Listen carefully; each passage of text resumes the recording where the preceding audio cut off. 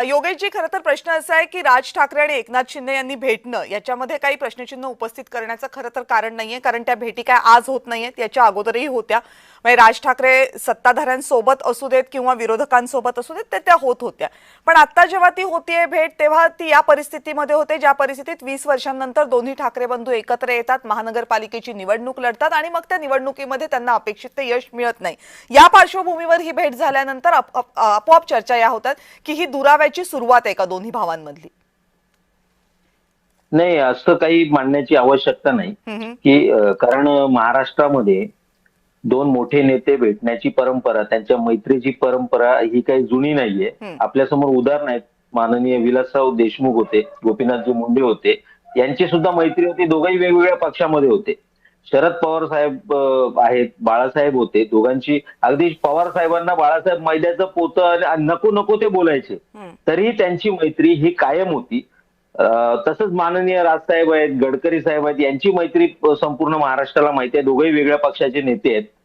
महाराष्ट्रामध्ये मैत्री जपली जाते. राजकारण हे निवडणुकीमध्ये जे काही तुम्ही एकमेकांवरती टीका टिप्पणी केली करता, ही निवडणुकीपुरती मर्यादित असते. त्यानंतर मात्र संबंध जपण्याची परंपरा आहे. जसे ते एकनाथ शिंदेंना भेटले, तसेच आज ते त्यांचे पुतणे उबाठाचे नेते माननीय आदित्यजी ठाकरे यांना देखील भेटले. त्यांच्यासोबत सुद्धा त्यांनी एक आज चांगला कार्यक्रम केला. त्यामुळे असं काही म्हणण्याची आवश्यकता नाही. जवळपास कोणतीही निवडणूक सध्या नाहीये. त्यामुळे ही परंपरा आहे आपली महाराष्ट्रातली, ती जपली जाते. इतकंच ह्या प्रसंगाला आपण याचं वर्णन करू शकतो. बर, ठीक आहे. अनिशजी, तुमच्या पक्षाची काय भूमिका आहे? म्हणजे एकीकडे राज ठाकरे हे जातात एकनाथ शिंदेंना भेटायला आणि दुसरीकडे संजय राऊत मात्र सांगतात की एकनाथ शिंदेंशी आमचं भांडण आहे आणि ते राहणारच आहे. त्यामुळे एका पक्षामध्ये एकनाथ शिंदेंबद्दल जिव्हाळा आहे, दुसऱ्या पक्षामध्ये एकनाथ शिंदेंबद्दल प्रचंड राग आहे, भांडण आहे. या परिस्थितीत दोन्ही पक्ष एकत्र राहणं शक्य आहे का? याचा अर्थ असा काढता येऊ शकत नाही. तुम्ही जर पाहिला असाल तर शिवसेनेने आठवायला हवं, एनडीए मध्ये असताना आपल्या स्वतंत्र भूमिका ठेवलेल्या आहेत. प्रतिभाताई पाटीलांच्या बाबतीत असेल, अर्थमंत्री प्रणब मुखर्जींच्या बाबतीत असेल, त्यावेळेस राष्ट्रपती बनत होते. शिवसेना ही आपल्या वेगळ्या भूमिका ठेवत असते. ज्यावेळेस जी भूमिका शिवसेनेला योग्य वाटते, शिवसेना ती भूमिका ठेवते. आणि स्वतः शिवसेनेच्या मुख्य प्रवक्त्यांनी संजय राऊत साहेबांनी गोष्ट स्पष्ट केली की आमचं भांडण आहे ना, एकनाथ शिंदे आणि त्यांच्या गटाशी आमचं भांडण आहे. आमचं भांडण कायम राहील. ते कशाशी आहे? ते काही विचारांना घेऊन आहे, काही तत्वांना घेऊन आहे. ते असं म्हणजे असं गल्लीबोळातलं भांडण नाहीये ना. काही विचार झालेले, काही गोष्टी घडलेल्या आहेत महाराष्ट्राच्या राजकारणात, महाराष्ट्राने त्या पाहिलेल्या आहेत. आता ज्या गोष्टी शिवसेनेच्या बाबतीत घडल्या आहेत त्या गोष्टी मनसेच्या बाबतीत घडलेल्या नाहीयेत, किंवा मनसेचं आपलं वेगळं राजकारण आहे. मनसेच्या आता बघा, सन्माननीय राजसाहेबांनी कुणाला भेटावं, कुणाला नाही भेटावं, कुणाशी बोलावं, कुणाला पुष्पगुच्छ द्यावा, हे सांगणे पण आम्ही मोठी नाही, ती फार मोठी माणसं आहे. सन्माननीय राजसाहेब असतील, उद्धव साहेब असतील, ही फार मोठी माणसं. त्यांनी काय करावं, कुणाशी कुठल्या वेळेस कुठलं, कारण बघा जसं मगाशी आता सन्माननीय मनसेच्या प्रवक्त्यांनी सांगितलं, कुठलीही निवडणूक आता पुढच्या काही 3-4 वर्षांमध्ये नाहीये, त्या काही झेडपी निवडणुका सोडल्या तर. पण ते नसताना ज्या मधल्या शांततेच्या काळामध्ये मग तुम्हाला एक वाक्य आठवायला हवं. सन्माननीय आदित्य साहेबांनी सुद्धा सांगितलं होतं, आता निवडणुका संपल्या, कामाला लागा. कामाला काम म्हणजे काय? विकास आपल्या शहरांचा असेल, आपल्या गावांचा असेल, आपल्या तालुक्यांचा असेल. आता तिथल्या समस्यांच्या मागे लागा, हात धुवून त्या समस्या सोडवण्याचा प्रयत्न करा. सन्माननीय राजसाहेब स्वतः या गोष्टीवर जेव्हा बोलतील तेव्हा कळेल त्याच्यामध्ये नेमकं काय घडलं होतं. पण स्वतः एकनाथ शिंदेच्या त्या ट्विटमधून तुम्हाला काय कळालं की घरामध्ये लावलेल्या पेंटिंग किंवा घरामध्ये लावली इतर चित्र ह्याच्याविषयी त्यांनी तारीफ केली. काय घडलं नाही त्यांनी सुद्धा स्वतः सांगितलं नाही. भेट कसली होती आम्हाला माहित नाही.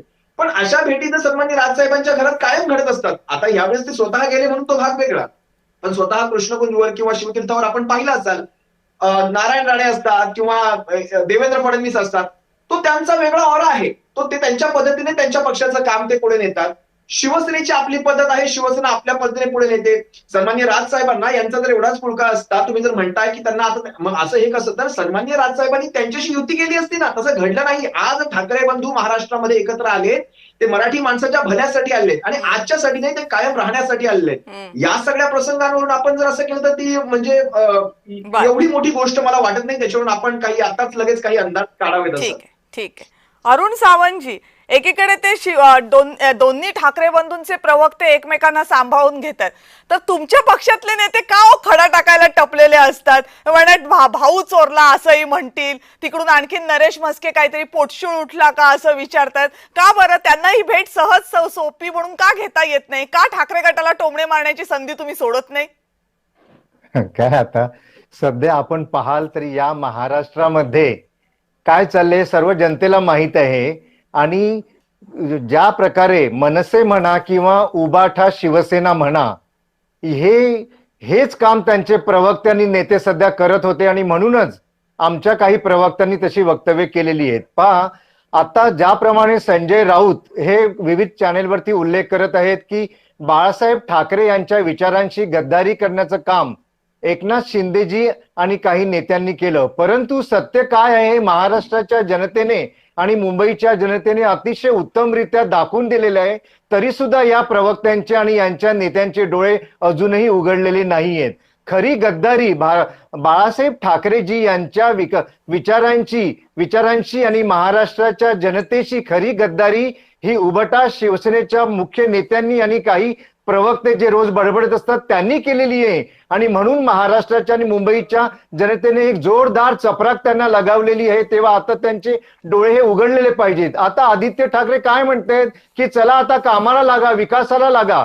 आता गेल्या 40 वर्षांमध्ये यांनी हा मुंबईचा काय विकास केला, मुंबई कशी भकास केली हे जनता ओळखून होती. आणि म्हणूनच त्यांनी जनतेने योग्य तो निर्णय दिला. तरी आता हे म्हणतात की चला आता विकासाला लागा. म्हणजे जेव्हा सत्ता होती तेव्हा लुटत राहिले आणि आता विकासाच्या गोष्टी करत आहेत. तेव्हा या बाता मारू नयेत. आणि अनिस गाडवेजी, तुम्हाला तुमच्या पक्षाचं नाव काय आहे अजून कळलं नाहीये. तुमच्या पक्षाचं नाव उबाटा शिवसेना आहे आणि तुम्ही नुसती शिवसेना बोलत आहे. नुसतं शिवसेना हे आमच्या पक्षाचं नाव आहे. तेव्हा अगोदर तुमच्या पक्षाचं नाव पाठ करा आणि मग येऊन तुमच्या पक्षाची बाजू मांडा. ज्या प्रवक्त्यांना स्वतःच्या पक्षाचं नाव सुद्धा कळत नाही ते आमच्या पक्षाचा प्रचार करत आहेत. आमच्या पक्षाचं नाव गद्दार पक्ष नाहीये. तुम्ही सांगू नका आणि लाईव्ह मीडियावर सांभाळून तुम्ही काही वक्तव्य करा. ठीक आहे, अनिलजी बोला. बघा, सर्वप्रथम मी एक गोष्ट इथे तुम्हाला स्पष्ट करतो. आज सन्माननीय राजसाहेबांमुळे भारतीय जनता पक्षाचे असतील, एकनाथ शिंदेच्या पक्षाचे असतील, खासदार वाढलेले आहेत हे तुम्ही विसरू नका, अजिबात विसरू नका.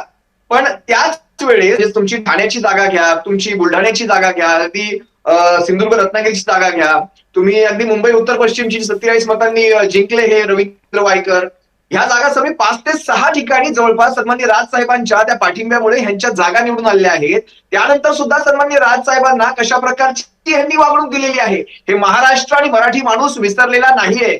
आज ज्या वेळेस एक जागा, विचार करा, एक जागा तिथे असताना माहीमची जागा मी थेट बोलेल. आज हे जे मगाशी म्हणतात ना लुटूपुटूवाले, यांना मी थेट प्रश्न करतो, एका जागेवर सुद्धा तुम्हाला सदा सरवणकरांचा पाठिंबा काढून घ्यावा असा नाही वाटला, एका जागेवर सुद्धा तुम्हाला सपोर्ट करावा असा नाही वाटला, तुम्हाला एवढा मोठा पाठिंबा. आज केंद्रात नरेंद्र मोदींचं सरकार जे 6, 7, 8 जागांच्या भरोश्यावर बसलं, माझ्या मते 12 जागा जास्तीच्या आहेत. तेलगू देसम आणि हे जर बाहेर पडले तर त्या 12 जागांच्या जीवावर देशभरात तुमची सत्ता आहे. काल परवाचा काँग्रेसचा तिकडचा तेलंगणाचा निकाल विसरू नका, बॅलेटवर झालेला, किंवा आता होणारा कर्नाटकात काय घडणार आहे हे तुम्ही अजिबात विसरू नका. आणि संपलेला पक्ष, संपलेला माणूस, चुकीचा माणूस, तो माणूस काय इतिहास घडवेल तुम्हाला आता कळणार नाही. त्या माणसाच्या हातामध्ये सर्व काही आहे. आज तुमचे दिवस थोडेसे सोन्याचे आले काय, तुम्ही आज सगळं वातावरणच बदलून घेतलं. ठीक आहे, हरकत नाही, मी माझ्या मुद्द्यावर येतो.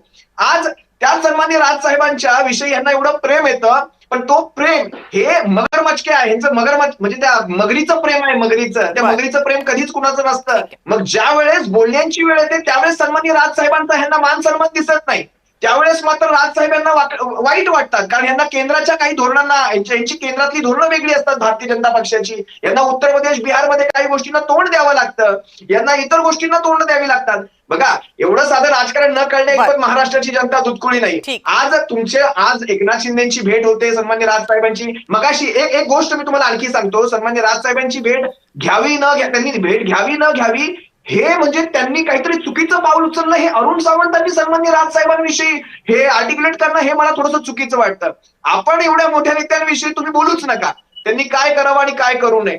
ठीक आहे, तुम्ही तुमच्या पक्षाच्या नेत्यांना थोडासा हर्षवायू झाला असेल, नरेश म्हस्केंना हर्षवायू झाला असेल, मी त्यांना गिनतीतच धरत नाही, शीतल म्हात्रेंना, पण नरेश म्हस्के आता खासदार पदावर आहेत.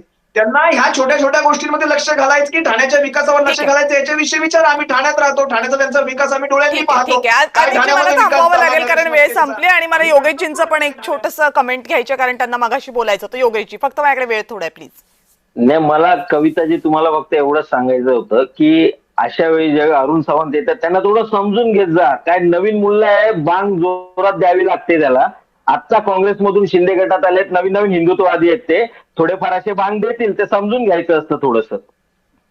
बरं चला, आता तुम्ही एवढे टोमणे दोघांनी त्यांना मारलेत म्हणजे मला वेळ नसताना पण त्यांना 30 सेकंद द्यावी लागतील, नाही तर ते नंतर मला फोन करून रागावतील माझ्यावर. बोला अरुणजी. कसं आहे डॉक्टर कविताजी, आता अनीसजी सगळ्यांच्या प्रश्नांची मला उत्तरं देता येणार नाही. मी नवा आहे की जुना आहे हे महाराष्ट्राची जनता अतिशय उत्तमरित्या जाणते. मी हिंदुत्ववादी आहे की अजून कुठला वादी हे मला सांगायची इथे आता गरज वाटत नाही. जनतेचा विश्वास हा विकासावरती जास्त ठीक, आहे. ठीक. त्यामुळे उगीच मराठीचा मुद्दा, भाषिक मुद्दा, भावनिक मुद्दा या सगळ्याला महाराष्ट्राच्या जनतेने पूर्णपणे नाकारलेला आहे. एवढं सगळ्या बरोबर. पक्षांनी लक्षात घ्यावं एवढीच माझी विनंती आहे. पूर्णपणे नाकारलंय असं कसं म्हणता येईल विनायकजी?